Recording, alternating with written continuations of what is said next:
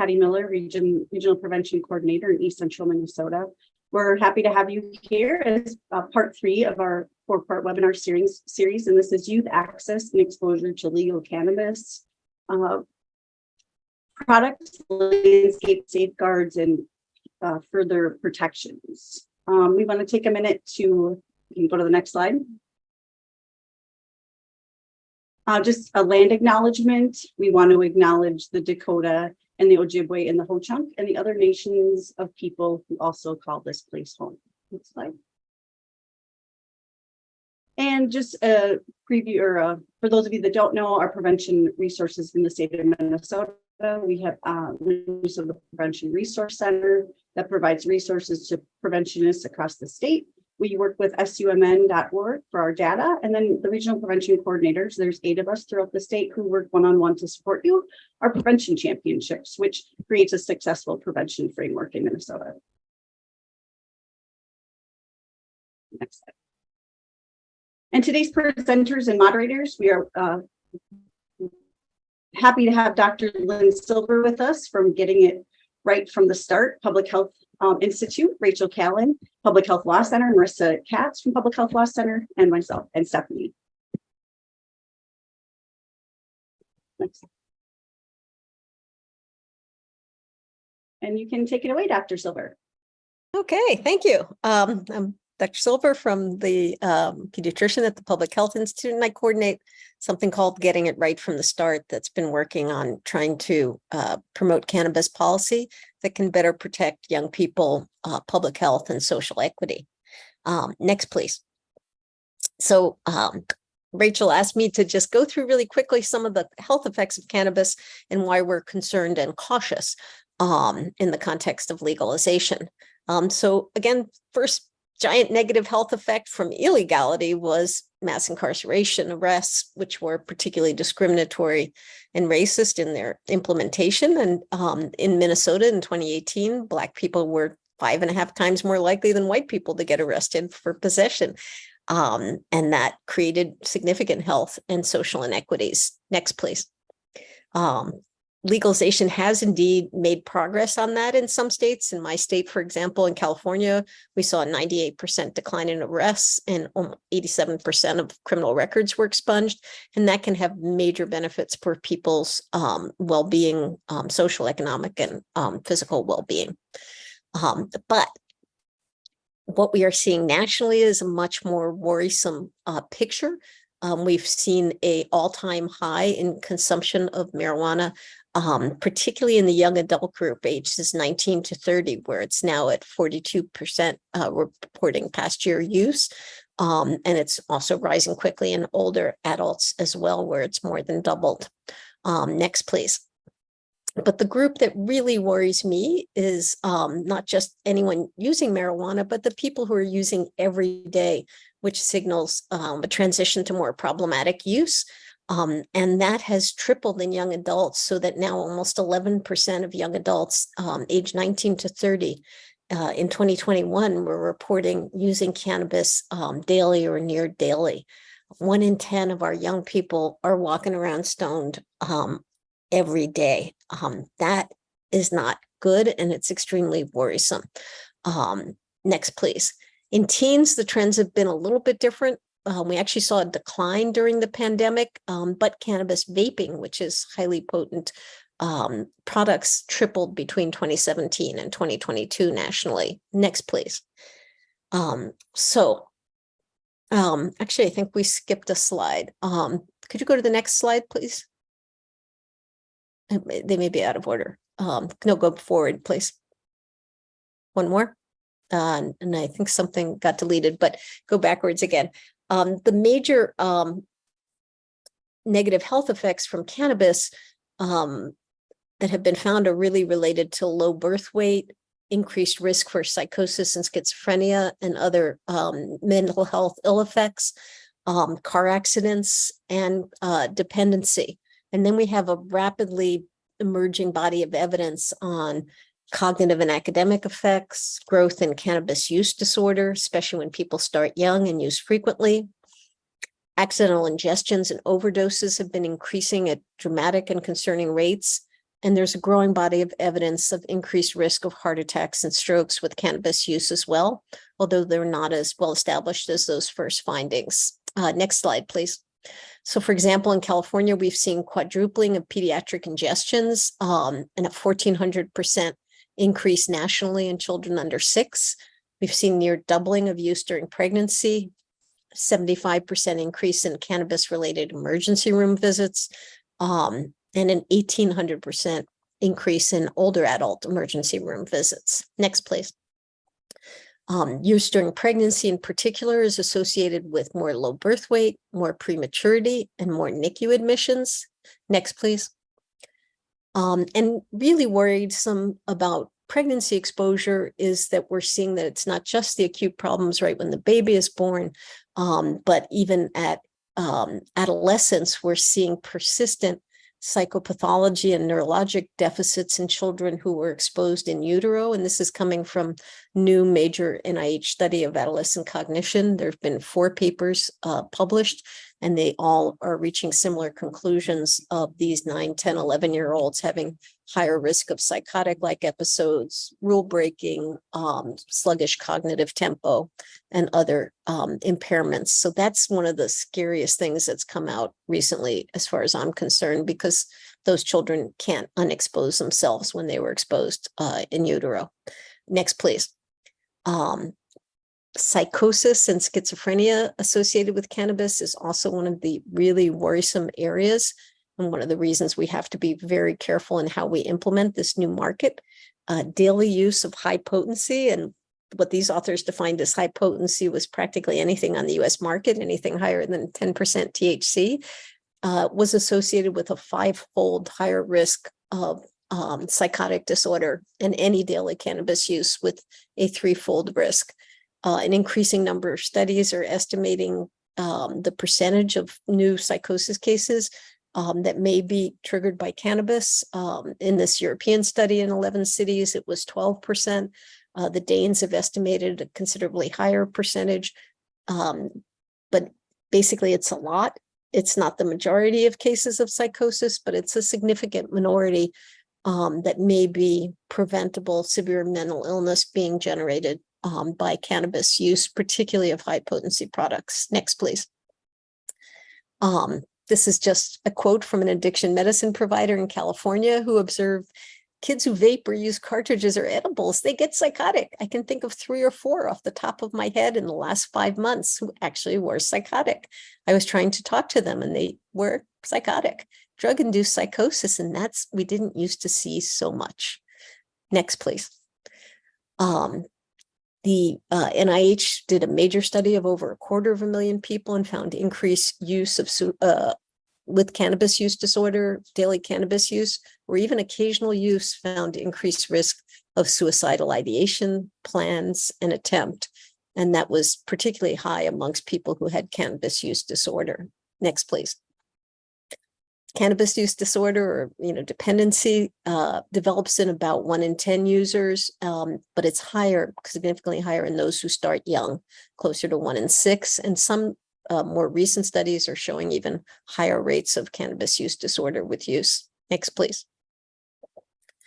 So to summarize, some of the things the industry is doing that is driving this is manipulating potency, which increases the risk of addiction and psychosis, creating flavored and other diverse products, which are clearly aimed at attracting youth, and shameless and misleading marketing of cannabis as a wellness product, which has reduced perceptions of harm and created a national inaccurate perceptions of safety. Next, please. Products like this that look like McFlurries and Cocoa Pebbles and onion rings and cheese and purple Smurfs, for example. Next, please. So in summary, cannabis harms are not as dramatic as fentanyl or opioid overdose, but they are varied and serious, and they are aggravated by these massive increases in THC. Because use is so widespread, the population health impacts are large scale. And some of these can involve irreversible harms to developing children or increases in psychosis that can also have permanent harm to people's lives. So cannabis doesn't kill you directly through overdose, but it can do so indirectly through psychosis, suicides, and accidents. It is not a healthy, natural wellness product. Next, please. So Minnesota, welcome to the world of legalized cannabis. We have to figure out how to balance all these things, and I'll hand it back to Rachel, who will help us try and find that path.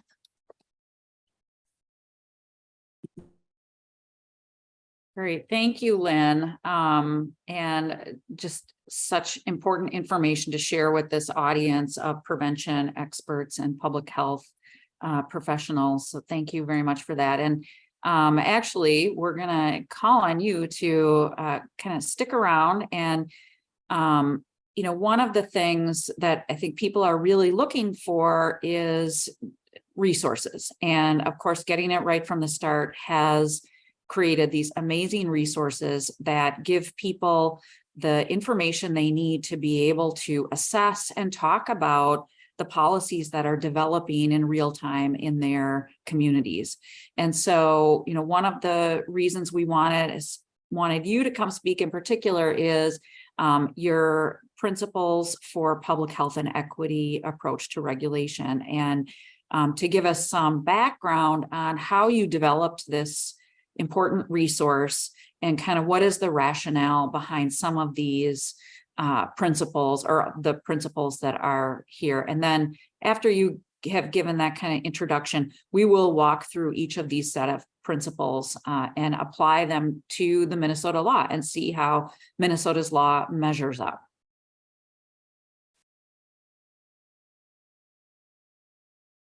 You're muted still, Lynn. Sorry. Sorry, I thought I had unmuted. So we were where Minnesota is today 7 years ago in California. A ballot initiative had just, it was a ballot initiative, not a law, but it had just passed legalizing adult use cannabis. And we looked at it and we said, gee whiz, this really doesn't incorporate all of the lessons that we have learned from tobacco control and public health over the years about regulating legal but harmful products. What can we do about this? But cannabis was different. It's not the same as tobacco. It has specificities and differences. So we really started by doing a big national round of qualitative interviews with experts from a wide range of areas, regulators in states that had already legalized, dispensary owners, manufacturers, community activists, people working with substance abuse, criminal justice advocates, people from drug control. We tried to capture really different visions and optics at looking at this problem, and to identify a set of policy priorities that could serve to protect youth, public health, and social equity. And our first goal was actually to put that into model local ordinances for California, which had much stronger local control than Minnesota does in this law. But then we started working also with other states and tried to kind of distill that down to a set of principles. We also use those principles to inform what we call our cannabis local policy scorecards that go to every California jurisdiction annually to monitor progress on how they're doing on local cannabis policy. So we have these 5 different categories, which I guess we're going to go through, so I won't go through them yet.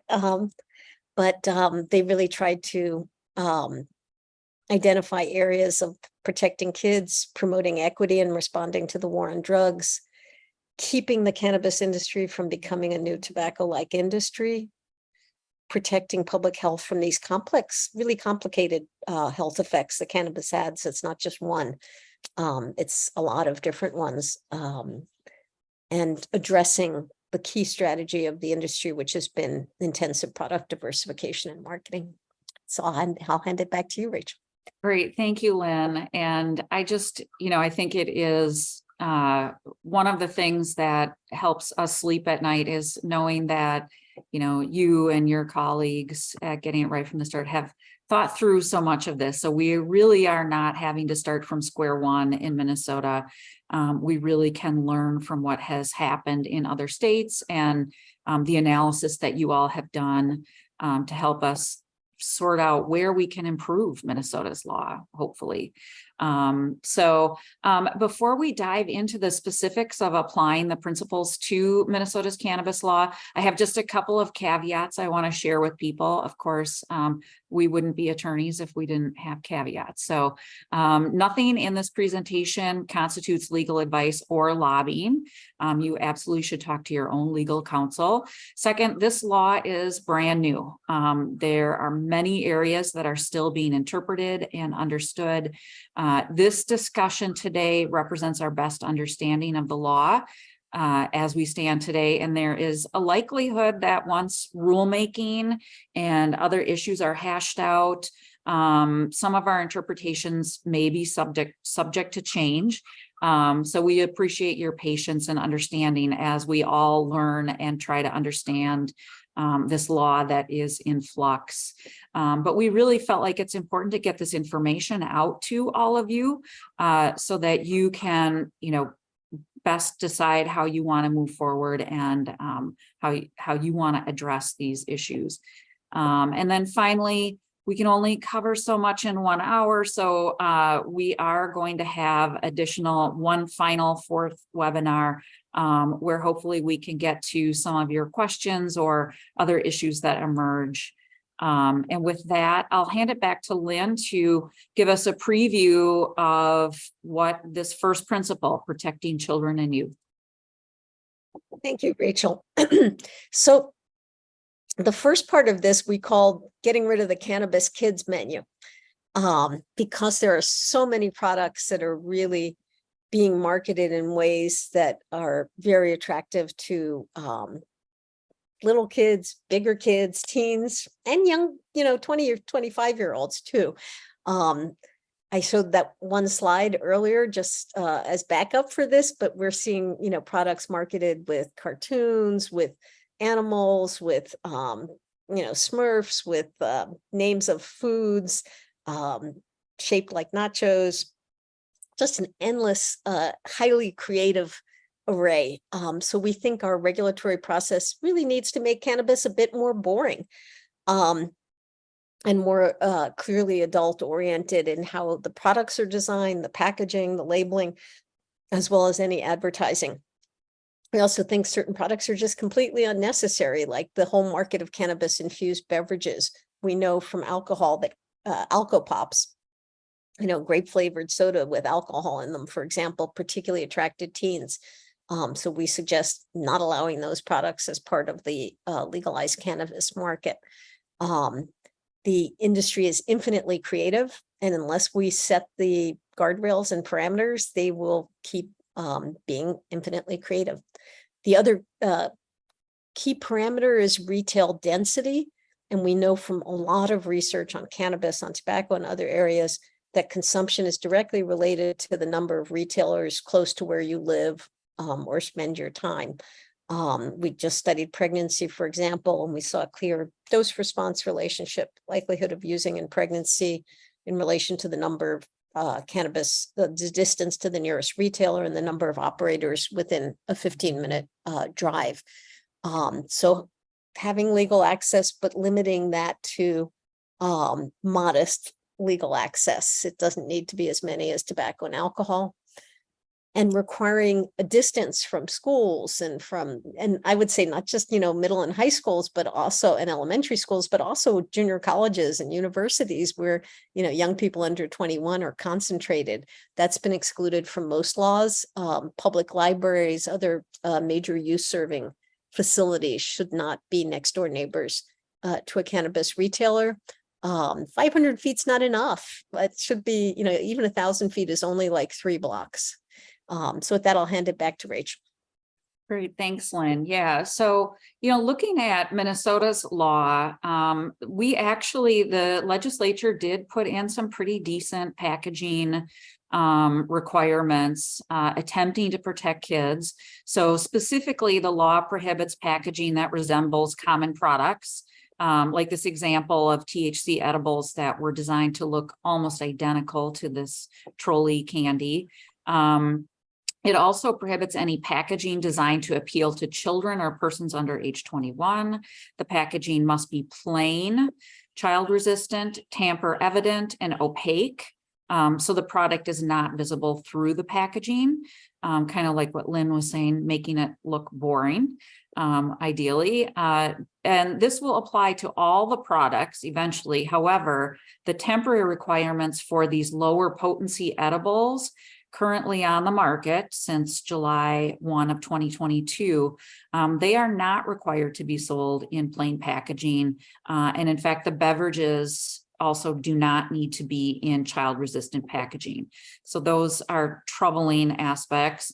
And then another area is the products themselves. So there are specific limits in the law on how these products can be designed and marketed. Under the Minnesota law, products cannot be or resemble lollipops, ice cream. They can't look like characters, animals, or fruit. And moreover, they can't be designed to resemble products for kids or products that are marketed to kids. So, and we'll talk more about this in a little bit, but there are some local opportunities for possibly doing some regulation in this area. But what we know is the Office of Cannabis Management has clear authority in the law to regulate the packaging and even the types of products. So my question for you, Lynn, is where should the Office of Cannabis Management, as they're looking at developing more nuanced regulations in this area, what should they be really looking towards to remove the children's menu? That's a great question, Rachel. I would say, first of all, the word plain is incredibly important.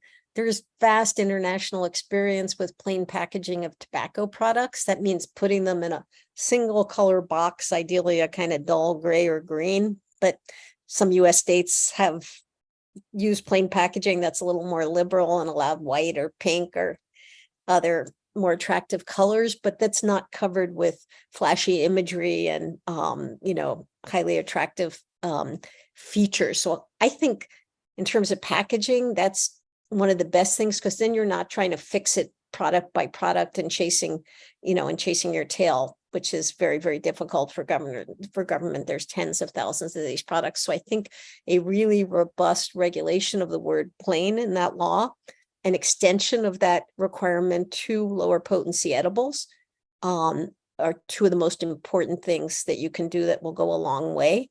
The other thing is addressing flavored products and not allowing the flavored products that are imitating flavored Juul and all those these high potency inhaled products that are either flavored themselves or sound like they're flavored because they use cannabis strain names like cherry pie or gelato. Even if they don't actually have the flavor, it may be equally important from the point of view of attracting a kid.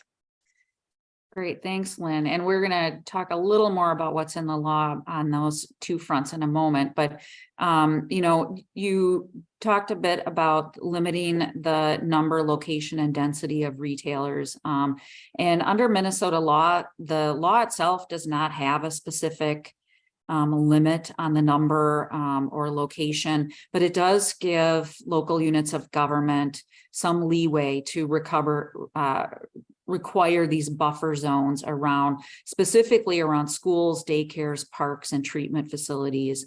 And then additionally, local governments are allowed to do some time, place, and manner restrictions, but that is undefined today. So we're not really sure what the limits of that will be.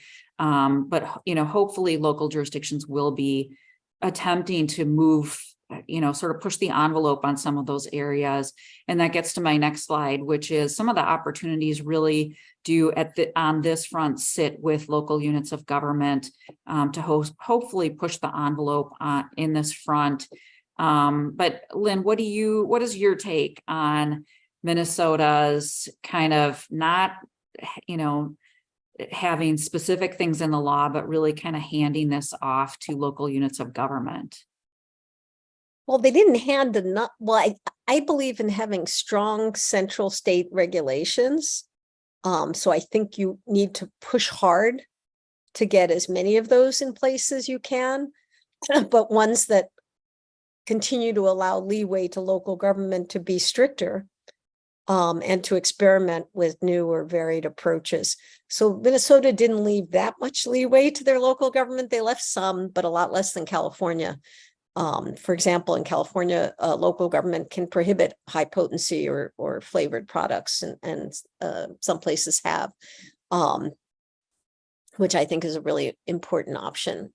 So it's a start, but it's not enough. It's just because there's so many local governments, it's hard to get all of them to do what needs to be done. And it's a huge amount of work. So doing things at the state level is more efficient, but since the state is often subject to strong pressures from industry, and local government is often the kind of birthplace of innovation, you want to have that play between the two. Yeah, and that's also, a perfect segue into our next set of principles, which is to avert the emergency of a new tobacco-like industry. Lynn, can you give us an overview about this principle? Well, the first part of this is just, if you can get the benefits of remedying criminal injustice from the war on drugs without creating a new tobacco industry. You don't have to create this huge for-profit industry to end mass incarceration, for example, but the two are often conflated. So we can get those other benefits, and you can opt to create a legal access system that is different. For example, this is what Quebec has done, where it piggybacks on its alcohol monopoly and only sells cannabis through that system. And therefore, they're better able to restrict the types of products sold, the cannabis kids menu, potency, and they don't advertise. They let people know how to use it, but they're not blasting aggressive marketing. So that is what I actually think is the best model. And Rachel, I think, is going to discuss what space there is or is not in Minnesota for that. But the other issues, could you go back 1 second, in there are preserving local control, as I mentioned, and then lastly, being really rigorous about not allowing conflicts of interest in regulatory bodies, advisory commissions, and for regulators and prescribers. And I think you just saw a striking example of that with the nomination of your lead regulator in your state that got immediately torched because of her past behavior. People doing this regulation should not have financial interests in the industry. People advising should not have financial interests in the industry. Great, thanks, Lynn. And so to apply those principles to the Minnesota law does allow for, to Lynn's point about could local jurisdictions have their own sort of monopoly or exclusive retailers. And well, there's sort of the jury's out on whether they could have exclusive retail ownership in their jurisdiction. The law does allow for a city or county to establish their own municipal cannabis store. So for those of you who live in communities that have like municipal liquor stores, it would be a similar kind of model. But it is kind of up in the air about whether they can really do this. There are some other barriers that League of Minnesota Cities has cautioned their members about. And so it's one of those things, we'll see who goes first and see how they do it and if it works. So, but there's some potential opportunity there. We talked a little bit about the local control already, so I'm not gonna get deeply into this, but I think Lynn's point is well taken, that Minnesota gave local jurisdictions some leeway, but not as much leeway and not the clarity for what they really need to be able to effectively regulate at the local level. So, local control is sort of a mediocre there. The prohibiting conflicts of interest for regulators, the Minnesota law, the only real conflict provision that I was able to find in the law is that employees of the Office of Cannabis Management cannot be license holders. or other regulatory agencies that have a role in regulating the cannabis industry, those employees cannot be license holders. So, the longer list of things that Lynn identified about just general financial interest, some of the lobbying restrictions, some of those things are not in the law. And there is no, for the Cannabis Advisory Council, there is no conflict of interest requirement. So, it's one of those perhaps missed opportunities. And so, time will tell how that kind of bites us in the end, as we allowed the cannabis industry to essentially draft the legislation in Minnesota. So next up is protecting public health as the principles. So Lynn, I'll hand it back to you to give the background. Thanks. And I would just add a comment on the monopoly model that it doesn't have to be a public store. It can, for example, as actually Public Health Law Center figured out, be a nonprofit that's contracted to fulfill that function, and that may bypass some of the complications of it still being on Schedule I federally, which, a lot of cities are worried about, employing somebody to violate federal law, which is understandable. Anyone who wants to hear more about that, call me. The next general category is protecting public health. And, the first thing, and I think, it was very clear in New York law, for example, where it explicitly stated that driving up consumption is not a goal of the system, because some of the laws say it's about economic development and we're trying to build this economic sector in our state. Is it about that, or is it about providing legal access, but without creating more addiction and harm? And those are really different goals for a regulatory system. We posit that the goal should be, if you are legalizing, to provide legal access without driving increased consumption. To do that, we recommend placing public health authorities in leadership roles. So as your governor is looking for a new director, I suggest heading towards public health. Putting prominent health warnings in stores and providing safer use information to consumers, informing vulnerable groups about what the risks are through a variety of strategies, and we'll get back to some of them in a minute. But mass media campaigns, investing in education is important. Changing what we do to regulate the environment is the most important thing in terms of consumer behavior, but education and raising awareness about those risks that I discussed earlier is also essential. And making sure that we're not undermining our smoke-free air restrictions through, having cannabis temporary events in every park, at every concert, at the state fair, which is what we have in California, for example. The cannabis industry is very successfully undermining our smoke-free air progress. Great, thanks, Lynn. And so to dive in to apply these principles to Minnesota's law, this concern about not driving increased consumption is a very big conflict within the Minnesota law. So the law was actually crafted to promote the commercialization of cannabis and to drive the development of a craft industry around cannabis products. So public health concerns and increased consumption are absolutely undermined by many aspects of the regulatory structure because of that overarching goal. So putting the toothpaste back in the tube on this is going to be a challenge, since the industry essentially had a major hand in setting up what their regulations are going to look like. And specifically in the law, I wanted to point out that the Office of Cannabis Management has conflicting goals in, specifically in the law. One of the first list is promoting public health, welfare, and safety is one of the overarching goals. But at the same time, they are supposed to promote a craft industry. And actually, one of their mandates is to provide reports on ensuring that the market demand is met. And then additionally, a large number of the advisory council members are industry representatives. So absolutely, their goal will be to reduce public health regulations and to increase consumption. So the structure, overarching structure, I think we face a lot of issues. And then kind of related to this is the public health expertise in leadership roles. It is not a requirement in the law for the director or employees of this new office to have public health expertise.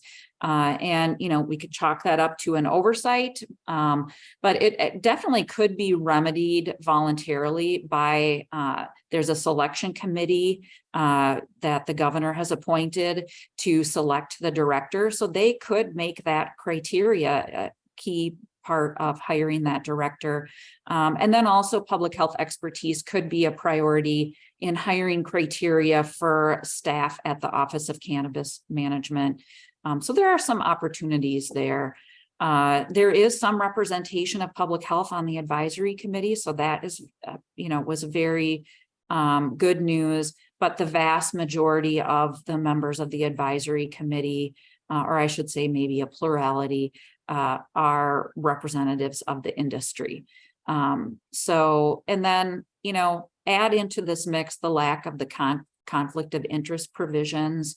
And it really seems that the law is stacked against prioritizing public health oriented regulations. So that is kind of a hard truth that we are addressing here in Minnesota. But Lynn, what have you seen in other states, and how could Minnesota attempt to turn the tide on this front?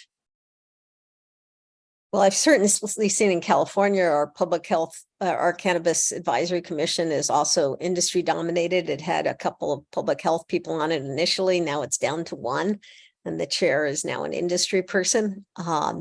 So while it's maybe a helpful channel for industry to send its input to the regulatory agency, it has absolutely not prioritized taking care of public health or protecting youth. And that is a real problem, which reflects its composition, both its composition and the agenda that it gets from the regulatory agency, which is also completely industry dominated.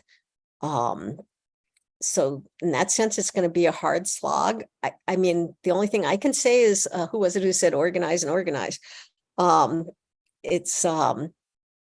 I went to the first meeting of our Cannabis Advisory Commission right after legalization. There were 500 people from the industry and me and one Black advocate for equity licensing. So it was, and it's gotten better since we mobilized. We get, maybe a couple dozen people to come to the meetings from the public health and substance abuse prevention perspective.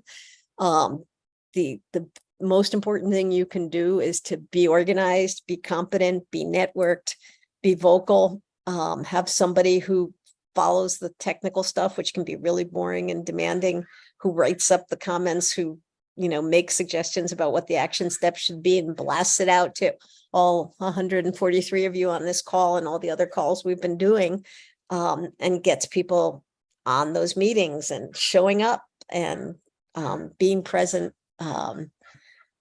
Gets parents, gets principals, gets nurses, gets, whoever needs to be there speaking out, because you will be facing a very capable and organized industry, even though people may not think so. My experience has been that they're very well organized, very actively lobbying, and quite competent at defending their interests. Great. Thank you, Lynn. That is really, really important advice, I think, for all of us to hear in Minnesota. And so I'm going to move on to our next sort of subgroup of principles about warnings and sharing information. So Minnesota's law does have some requirements for retailers to provide warnings and information to consumers at the point of sale. However, it does fall very short of requiring warnings on use while breastfeeding or pregnant, adverse mental health effects. And then it's also unclear how prominent these warnings and information have to be within the point of sale context. One positive aspect, again, of the law is that the Office of Cannabis Management does have the authority to develop and require further warnings and consumer education. So I think that's another place for, folks to try to weigh in when the time comes. And then, the next section is on informing vulnerable groups about risks. And the Minnesota law does not provide for adequate warnings to inform vulnerable populations. As Lynn has pointed out, how important these things are to include warnings on packaging at the point of sale. So from your perspective, Lynn, knowing that Minnesota is not doing sort of all that we could, both with point of sale warnings and also warnings on packaging, what are the lessons learned from your perspective for effectively communicating the real health risks to vulnerable populations and just the general population? Well, I think, first of all, through the regulatory process, can you improve the warnings that are required? If you can, I think it would be to try and work the regulatory process. And we recommend adopting the same kind of warnings that FDA is putting on cigarette packs, or is proposing to put on cigarette packs and in use internationally, also used in Canada without the pictures, but that's graphic, rotating warning, front of pack, prominent statements.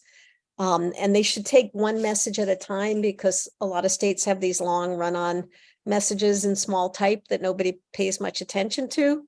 So say, do not use during pregnancy and breastfeeding, or can, will impair your driving, or increases risk of psychosis and schizophrenia, one single statement at a time with an image in big type on the front of the pack so people actually see it.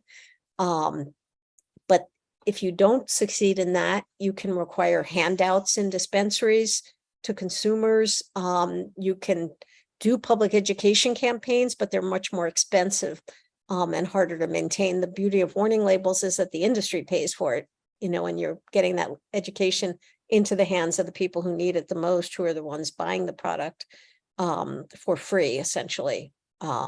So I think is really investing in strong warning labels is very important, but then also use some of that tax revenue for public education as well. Great, thanks, Lynn. And then the last area under the Protect the Public Health section is extending the smoke-free air restrictions to include cannabis. And this is, one of the, I would say, positives of the law is that in Minnesota, I think they really have come very close to getting this right.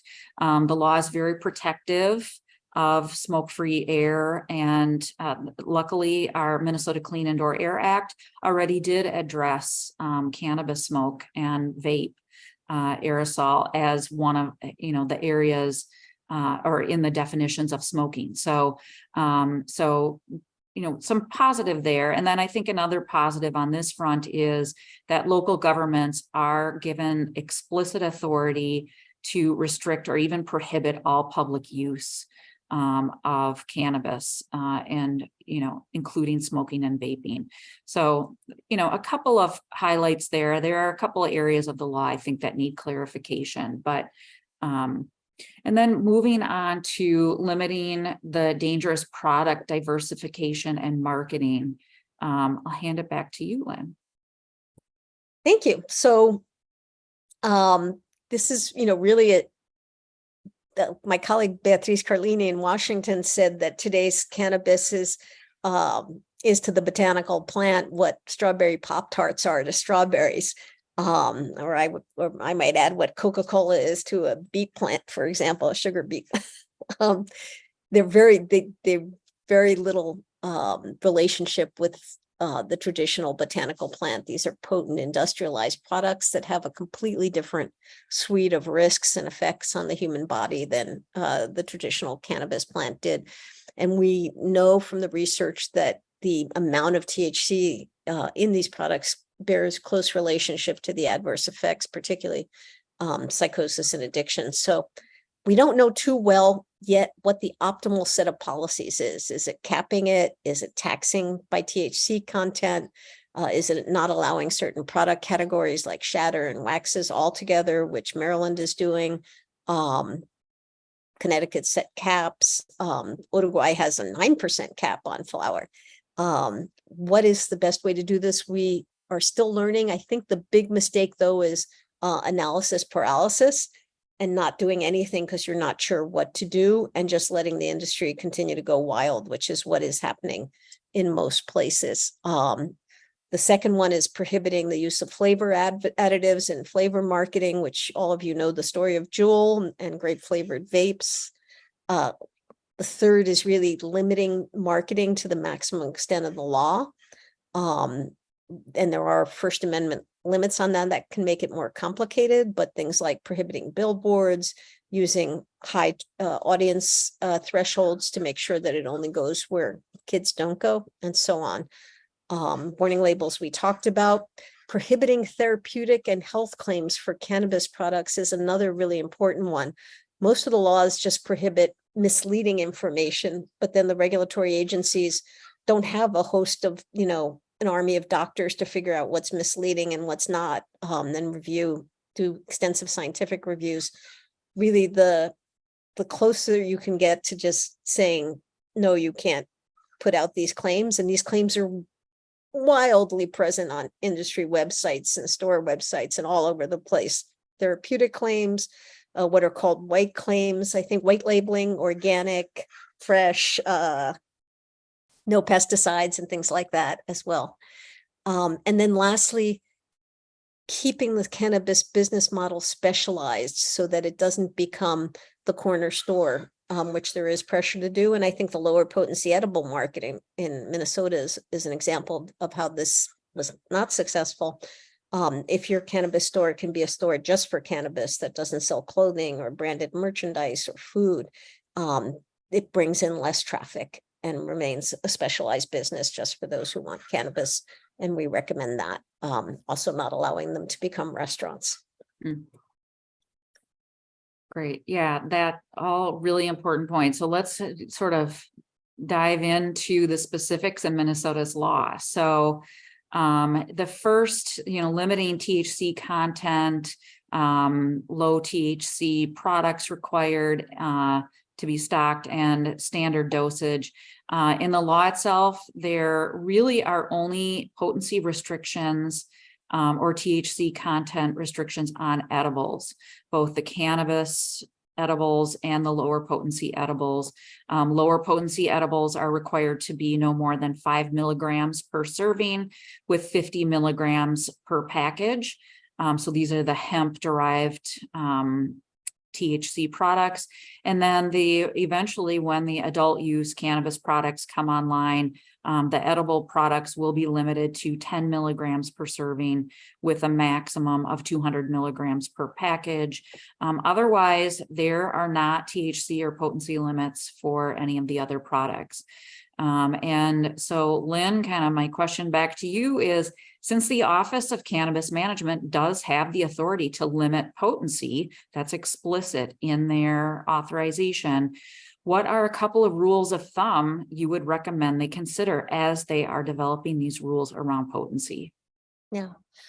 First, I would say there's nothing low potency about a 5 milligram edible. That's your standard cannabis dose as defined by the National Institutes of Health and other researchers. So this is just cannabis.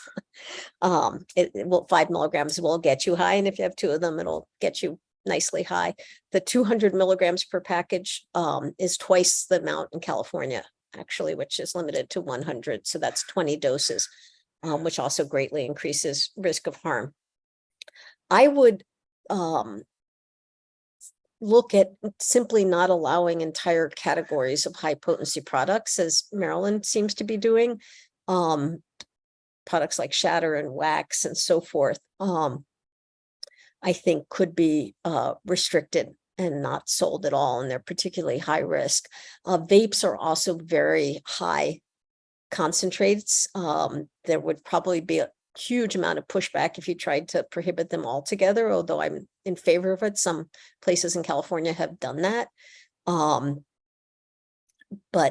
you could prohibit vapes altogether, or you could require them to have metered dosing. So there are vape devices that will meter out 5 milligram doses or whatever you set it at.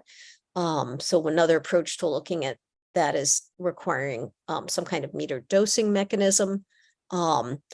You can also require, and this is probably a lower lift measure, require all retailers to at least carry lower potency flower, below 10 or 15%, and edibles that are 2 milligrams, and offer these lower potency options, which many of them, you can't even get them. Medical practitioners actually who want to use lower doses for their patients often have trouble finding that lower potency stuff. So those are some of the options. Taxation by potency was an option, but it's not in the law and might be tougher at this point. But I would say if you can launch the market more cautiously, you can always liberalize later. What's very difficult is once you allow a high potency product on the market, it's almost impossible to get them off.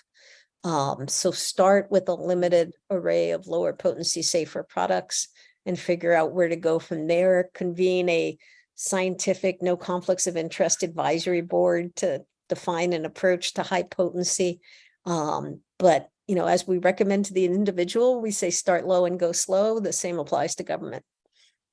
That's and great. also, I don't know if you were going to mention it further down, the issue of the lower potency and the ability to prohibit that locally. Yep, we'll get to that one. We'll get to it. I'll shut up. Yeah, no, that's fine. Thank you, Lynn. So next up on limiting these products, and Lynn already mentioned this a little bit under the kids menu options, is to restrict flavored products. And in Minnesota's law, there are no restrictions on flavored products. There was in an earlier version, there was a provision that would have restricted flavored electronic smoking devices, but that was really the only limit. So again, with the OCM has authority to limit whole product categories. What do you think is the best approach here? What have other states done in this area of flavors?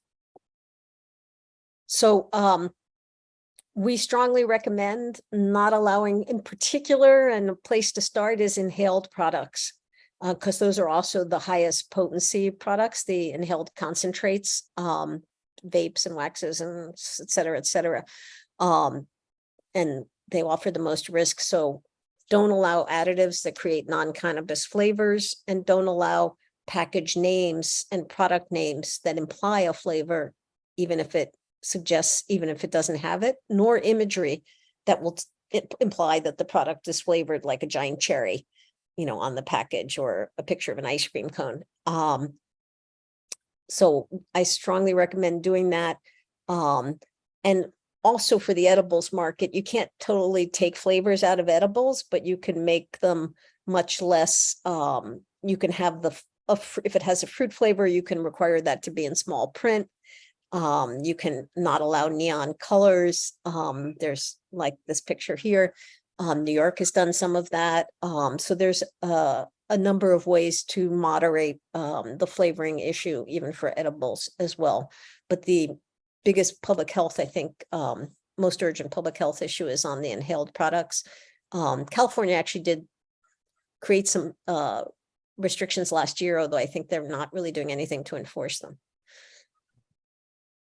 Great. Thanks, Lynn. Really great advice. So moving on to marketing and advertising. So Minnesota's law does have a number of limitations on advertising.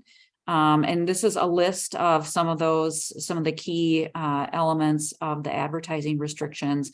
And I from my viewpoint, it seems fairly comprehensive in the approach. It specifies no false or misleading statements in the ads. You can't make health claims. You can't promote overconsumption. And overall, you can't appeal to people under age 21. And then additionally, there is required that there be a warning on the advertisement. However, it doesn't go into detail about what that looks like or how much real estate it takes up on the ad. Outdoor advertising is generally not allowed, except a cannabis business is allowed to have up to 2 signs.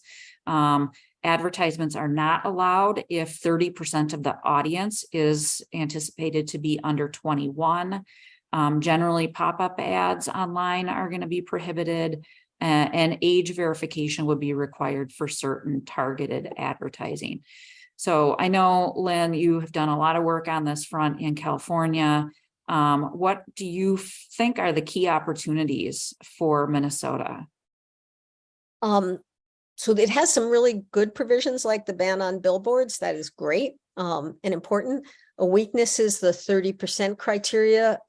That's actually just general population composition. Some states, it's recommended that that be more like no more than 15 or 10% of underage people, but I don't know that you can change that through regulation. I think requiring independent age verification, not just clicking that you're over 21, but actually having to have your driver's license checked by an independent site before you can go on a cannabis website or buy online, would be, I think, a priority for regulation. There's been a bunch of research, including some of our own, just showing how useless the current age screeners are on websites and so on. So that could be made stronger through regulation, for example, and defining the warnings on advertisements using that same graphic rotating message approach, I think will also be very important. Great, thanks, Lynn. So we did talk a little bit already about warnings here. So, but just a little more detail on some of the specifics in Minnesota's law. And just a reminder that warnings are a tool both for communicating adverse effects, but also to discourage consumption in general. So the requirements in Minnesota's law are pretty minimal and very skeletal as far as specific warnings required on packaging and ads. So, Lynn, can you just explain why is it so important to have these clear warnings and communicate this to consumers? I mean, basically, if you look at the data across the United States, American consumers have been snowed, as have politicians and regulators. People have very low awareness of the harms from today's cannabis. They do not understand about use during pregnancy, about danger in youth, about mental health. People take it to relieve mental health symptoms that it often exacerbates, like depression, when it can increase your suicide risk. People who are having early signs of psychosis might take it to reduce their stress from the symptoms, and yet it increases risk of relapse and commitment and so on. So there's just the industry has been very successful at rebranding cannabis not as a dangerous drug, but as a natural wellness product. When in reality, these industrialized products have nothing natural about them. So we have to change that narrative and raise awareness of what the harms are. And a strong front of pack warning label, these are examples from Canada, I believe, can go, is one way to do it every day and anytime anyone buys a cannabis product. And I would really invest in trying to get that approach adopted. Great, thanks, Lynn. And then very related is this point about therapeutic claims, and there's very limited requirement in the law about therapeutic claims. So the therapeutic claims only are applying to lower potency THC edibles and the medical cannabis arena. So I think we have a lot of opportunity here. I know we are going to run out of time here, so I want to just click through a couple of additional slides to just share with people the exclusive retail model for cannabis products in Minnesota. For the actual cannabis products that will be sold at retailers, Minnesota's done a fairly decent job of restricting other types of products, making sure it's only 21 plus can enter the store and that sort of thing. But that doesn't apply to the THC lower potency edible products that are currently on the market. As Lynn pointed out, this is particularly troubling for Minnesota. And I think this is an image, actually a photo I took in a little store I was at up in northern Minnesota, where they have the THC beverages right there. where kids could reach in and grab it. They still have to be 21 to purchase it, but the fact that they're right there at eye level and accessible to underage people is definitely problematic. So there are a number of opportunities for local units of government to try to tackle this area. They actually have, for these lower potency edible products, they have a little more leeway than they do with the other cannabis products that will be brought to the market, once we have retailer licensing established in another year or so. So there, that is a highlight. And, we've talked a lot in our previous webinar about some of the local opportunities for regulation. And I think this is one of the areas that local jurisdictions will really want to take a look at. Unfortunately, we don't have time to dive into the equity and mitigating the harms of the war on drugs. But we, we'll share these slides. There's a little bit of information there for you. And then finally, we just wanted to share with you some ideas for shaping cannabis policy moving forward. There are some opportunities. We have a fourth webinar coming up, probably in the next month. We haven't set the date. And we will dive much more deeply into these aspects. In our final moment here, I do want to give Dr. Silver the floor to just any parting advice for those of us trying to sort out this complicated law in Minnesota, and maybe a little cheerleading. I'd go back to what I was saying before, organize, and also I'd add, ask Rachel and Marisa. You're going to need people to help guide you through this. But there's just not going to be any substitute to being present, being at the table, being the voice. And if you're not there, you're going to be living with the consequences of not having been there for the next, 5 decades, and your kids will be too. I would put serious money for local action on prohibiting these lower potency products. If you can do that and get it out of the corner store, that will also be very important, because that's much more accessible to young people than going into a cannabis retailer. And organize. Thank you. Great, thank you. Patti, do you want to close us out?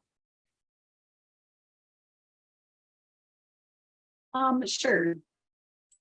I just want to thank you all for being part of the webinar today. And we are, like Rachel said, looking to host the fourth in the series of this series sometime in the next month. So information will be sent out to you on the web, those of you on the webinar, and through our networks, hopefully in the next couple of weeks. And thank you very much, Dr. Silver, Rachel, Marisa, Stephanie, for helping moderate and making this a successful webinar. And the recording and slides will be available in the next few days.